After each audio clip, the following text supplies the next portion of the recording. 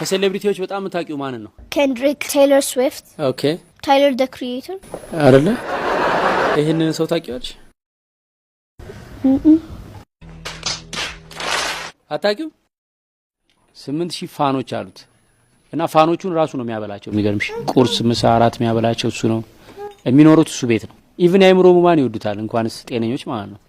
እና አረጋውያን ሲወዱት ያረጁ ሰዎች ምናምን they are his fan። አልመጣልሽም? እንደኔ ማለት ነው።